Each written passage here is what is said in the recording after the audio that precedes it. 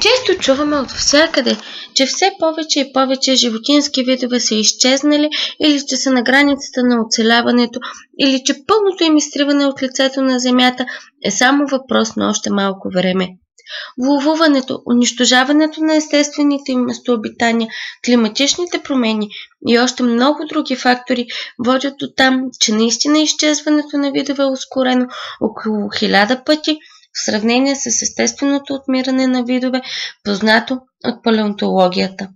И макар изчезването на животински видове винаги да е тъжна новина, понякога за нас, хората, това може да се окаже полезно или дори успокоително, защото на повърхността и в дълбините на планетата някога са бродали или плавали наистина ужасяващи създания.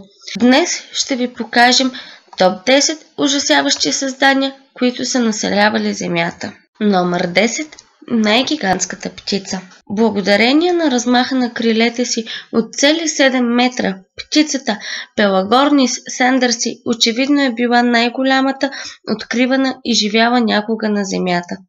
Вероятно тя е излитала трудно заради огромния си размер. Може би се е налагало да се засилва и отскача от високи скали, след което е можело да планира и да се рее над моретата колкото си иска. Въпреки че на практика е откривано и още по-голямо животно, размахът на крилете на птерозавърът е цели 12 метра, но това е наистина най-голямата и страшна птица, откривана до момента. Номер 9. Дядото на Йети. Гигантопитекът е живял в периода от преди 9 милиона до около преди 100 000 години в днешна Азия.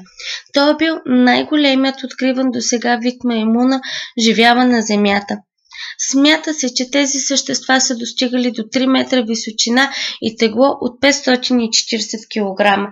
Ходили са на 4 крака, подобно на горилите и шимпанзетата, но все пак, според някои учени, е възможно и да са се изправили на моменти подобно на хората, всявайки респект с огромните си размери. Характеристиките на зъбите и челюстите им сочат, че тези животни са били способни да дъвчат много твърда растителна храна и дори кори на дървета, като са я нахапвали и изтъргвали. Номер 9. Върколакът. На този страховит звяр наистина е живял преди около 45 до преди 30 милиона години. Андрозавър е бил огромен месояден хищник-бозайник. Съдейки по намерените кости и череп, палеонтолозите смятат, че този хищник е достигал тегло от 1800 кг. Това автоматично го прави най-големият сухоземен хищен бозайник в историята. Въпреки това, данните все още са оскъдни и не е ясно какво е било поведението му. Според някои учени е възможно той дори да не е бил типичен хищник, а просто всеяден или дори мършояд. Номер 7. Огромен скорпион. Може да сте гледали в разни фантастични филми за скорпиони-мутанти, по-големи от автомобил. Чак толкова големи тези древни животни никога не са били, но според останки, намерени в Шотландия, древните скорпиони са достигали дължина от 76 см, а може би и повече. Преводът на латинското име на този вид е дишащ скорпион. Той е живял преди 345 до преди 300 милиона години. Гигаскорпионът се е зарявал в почвата и се е хранил с малки ръкообразни. Номер 6. Мегагущер. Мегаланията е гущер, живял в Южна Австралия. Бил е огромен и според повечето учени е достигал до 7 метра дължина, което го прави най-големият земен гущер в историята. Разбира се, говорим за влечуги, а не за динозаври. Изчезнал е преди около 30 000 години, което ще рече, че прадедите на днешните австралийски аборигени вероятно са имали щастието, или по-скоро нещастието, да го срещат по време на ловните си разходки. Номер 5. Голямо прасе. За разлика от съвременните диви глигани, енделодонът е бил не само доста по-голям, но и с много специален вкус по отношение на храната си. Най-страховитата свиня в историята е тичала на 4 крака, но е била с ръста на възрастен човек. Нещо като цял бивол. Много учени смятат, че той е бил канибал. Тоест, тези животни спокойно са се убивали и изяждали така, между другото. Така че, след като са се унищожавали сами, представяте ли се дали нямаше да си хапват и хора, ако бяха живи днес? Номер 4. Крокодили. Дейнозухите са най-големият по размери род крокодили, живели някога на Земята. Дължината им е достигала до невероятните 16 метра, а теглото, подобно на истински тир, 9 тона. Според учените, те са живели преди около 80 милиона години, изглеждали са досъщ като днешните крокодили и дори са убивали и са се хранили с подобни животни. С тази разлика, че тогава е имало и динозаври, но огромните крокодили не са се притеснявали от по-дребните и без проблем ги убивали.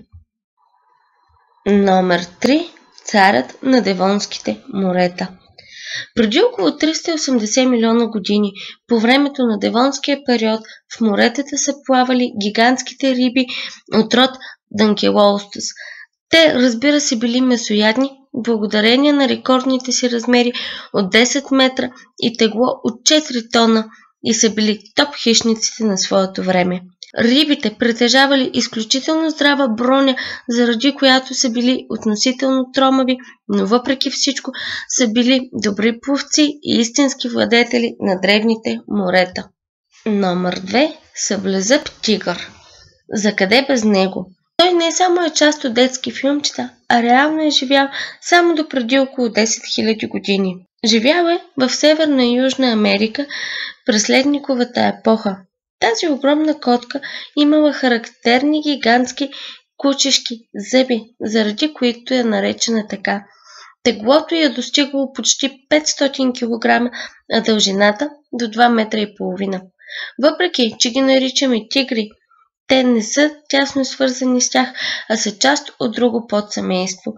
Те са може би най-големите котки, живели някога, като дължината на кучешките им зъби е достигала внушителните 28 см.